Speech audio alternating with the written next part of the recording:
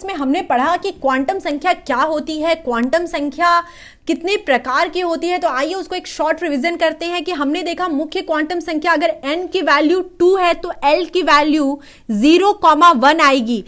कोश के अंदर उपकोश और उपकोश के अंदर होता है कक्षक, तो ये बातें हमने समझी थी। फिर हमने देखा कि 0 के लिए यहां संकेत s और 1 के लिए p। फिर हमने यहां पर बच्चों ml निकाला और ml के लिए हमने 2l+1 की वैल्यू निकाली।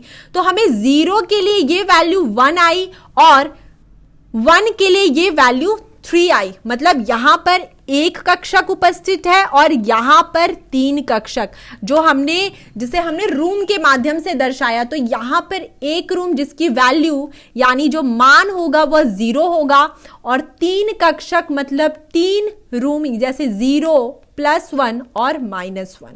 तो ये बातें हमने समझी। फिर हमने समझा कि हर एक कक्षक में सिर्फ 2 इलेक्ट्रॉन जाएंगे और उन सभी का जो स्पिन होगा वो अलग होगा। मतलब जो उसमें इलेक्ट्रॉन जाएंगे वह दोनों की प्रकृति भी अलग होगी। तो ये बात हमने समझा और यहां पर हमने एमएस के बारे में भी देखा कि स्पिन क्वांटम नंबर इलेक्ट्रॉन प्रचक्रण क्वांटम संख्या, मतलब अगर एक इलेक्ट्रॉन बाएं ओर मुड़ता है तो दूसरा इलेक्ट्रॉन इसी कक्ष में दाएं की ओर मुड़ेगा। तो ये बातें हमने वहां पे समझी। अब देखिए यहां पर मुख्य क्वांटम संख्या n = 3 है। टोटल कक्षकों की कुल संख्या पूछ रहा है। तो देखिए यहां पर n = 3 मतलब l की वैल्यू 0, 1 और 2 होगी। ml की वैल्यू यहां पर बच्चों अगर हम कैलकुलेट करें 2l+1 के माध्यम से जो टोटल कक्षकों के बारे में बताता है, तो SPD इसका अर्थ है कि यहां पर एक कक्षक आएगा, यहां पर 3 कक्षक आएंगे और यहां पर 5 कक्षक आएंगे। यहां पर जो कक्षकों की संख्या होंगी 5, यहां पर 3 और यहां पर बच्चों 1 आएगा। तो इसका अर्थ है कि यहां पर ml जो टोटल कक्षकों की संख्या बताता है, यह टोटल आएगा 1 + 3 + 5 मतलब 9।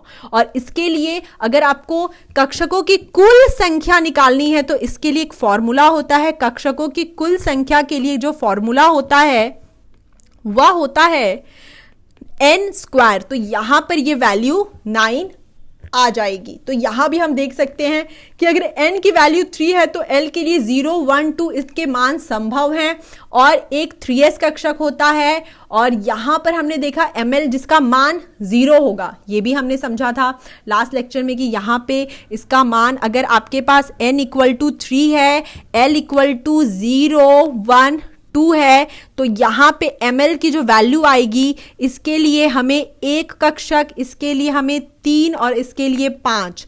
तो यहां पर 2l+1 के माध्यम से हम इस वैल्यू को निकालते हैं और यहां पे इस 1 एक कक्षक का मान यहां पर 0 के द्वारा दिखाते हैं। 3 के लिए हम यहां पर 0, +1 और -1 और 5 कक्षक का अर्थ है मतलब 5 रूम।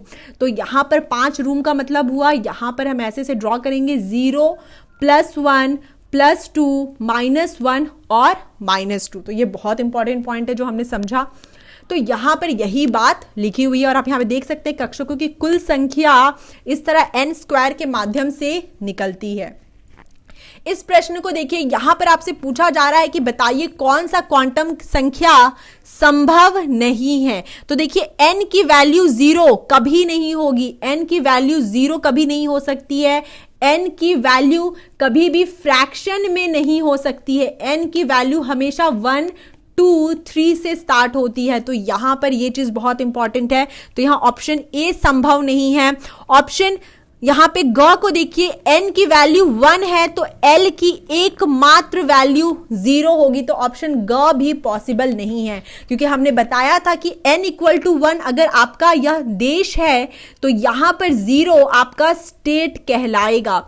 इसका मतलब यह है कि देश के अंदर स्टेट आता है और उसकी वैल्यू देश के सामने छोटी होती है। तो ये चीज हमने समझा था वहां पर। फिर बच्चों हम आगे देखेंगे कि यहां पर किसी परमाणु में निम्नलिखित क्वांटम संख्या वाले कितने इलेक्ट्रॉन होंगे, तो यहां पे ms की वैल्यू दी गई है। अगर n की वैल्यू 4 है तो l की वैल्यू 0, 1, 2 और 3 होगी। यहां पर हम ml की वैल्यू की बात करें तो 0 के लिए हमें 1 बॉक्स आएगा और 1 के लिए हमें 3 बॉक्स आएंगे, 2 के लिए हमें 5 बॉक्स आएंगे, 1, 2, 3, 4, 5 और 3 के लिए हमें यहां पर बच्चों 7 बॉक्सेस आएंगे, 3, 4, 5, 6 और 7। जहां इसे हम 0 + 1 -1, 0 + 2 + 1, सॉरी बच्चों +1 + 2 -1 -2, 0 -1 -2 -3 +1 +2 और +3। और सभी में यहां पर बच्चों हर कक्षक में 2 इलेक्ट्रॉन जा सकते हैं, हर कक्षक में 2 इलेक्ट्रॉन जा सकते हैं और एक इलेक्ट्रॉन का मान +½ और दूसरे का -½ होगा। तो यहां पर टोटल 32 इलेक्ट्रॉन जा सकते हैं, जिसमें 16 इलेक्ट्रॉन +½ होंगे और 16 इलेक्ट्रॉन यहां पर बाकी 16 इलेक्ट्रॉन -½ होंगे। तो ये बहुत इंपॉर्टेंट पॉइंट है। तो यहां पर जो आंसर आएगा वह 16 इलेक्ट्रॉन आएगा। ये बहुत इंपॉर्टेंट पॉइंट है जो अभी हमने समझा। बच्चों अब इस क्वेश्चन को देखिए कि कितने यहां इलेक्ट्रॉन होंगे। तो अगर n की वैल्यू 3 है, अगर n की वैल्यू 3 है तो यहां कक्षकों की संख्या, यहां पर कक्षकों की संख्या, यहां पे देखिए यहां पे कक्षकों की संख्या यहां पर n² मतलब 9 होगी। यहां पर ये चीज हमें समझ में आई। फिर हमने देखा कि यहां पर हर कक्षक में अगर यहां पे टोटल 9 कक्षक हैं, टोटल 9 कक्षक है, एक कक्षक में 2 इलेक्ट्रॉन जाते हैं तो 9 कक्षक में कितने इलेक्ट्रॉन जाएंगे बच्चों? यहां पर ये 18 इलेक्ट्रॉन जाएंगे। तो ये बहुत इंपॉर्टेंट पॉइंट है जो अभी हमने सीखा कि कैसे हम इसे समझ सकते हैं। तो आप देखिए यहां पर हमें कैसे समझेंगे कि S में यहां पर हमारे पास 3s, 3p और 3d आएगा। देखिए यहां पर L की वैल्यू 0, 1, 2 आएगी, यहां पर L की वैल्यू 0, 1 और 2 आएगी। तो 3s में यहां पे सिर्फ 2 इलेक्ट्रॉन जाएंगे, 3p में 6 इलेक्ट्रॉन जाएंगे और 3d में टोटल 10 इलेक्ट्रॉन जा सकते हैं। तो यहां पर इस टाइप के क्वेश्चंस को करने के लिए कि कक्षक में कितने इलेक्ट्रॉन जाएंगे, कक्षक में अगर इलेक्ट्रॉन की बात की जाए तो आप लिख सकते हैं 2n² के फॉर्मूले से ये आंसर आ जाएगा।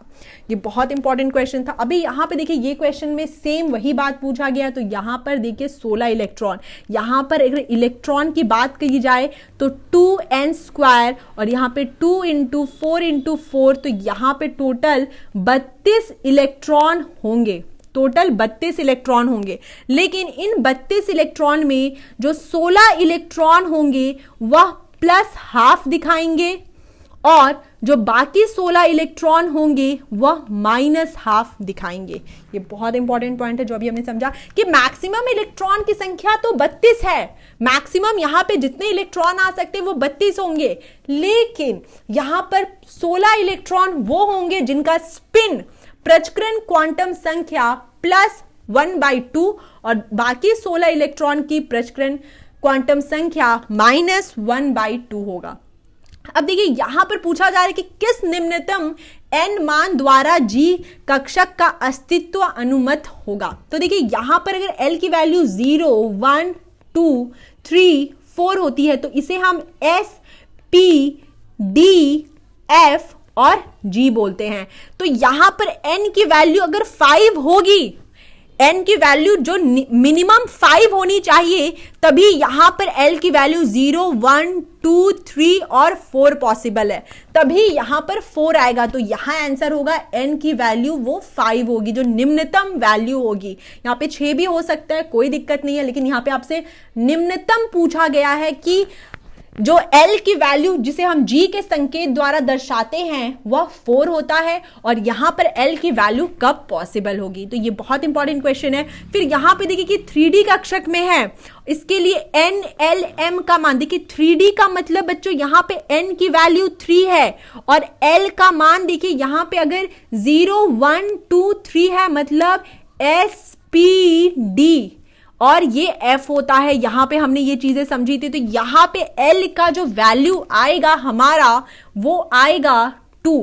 तो ये बहुत इंपॉर्टेंट पॉइंट है जो हमने समझा अभी। अब यहां पे हमें L का वैल्यू 2 मिला है, 2 मिला है मतलब ML का क्या वैल्यू होगा बच्चों। यहां पे हमें अगर हम यहां पे 2L+1 के माध्यम से देखें तो हमें टोटल 5 कक्षक मिलेंगे, 5 कक्षक मिलेंगे।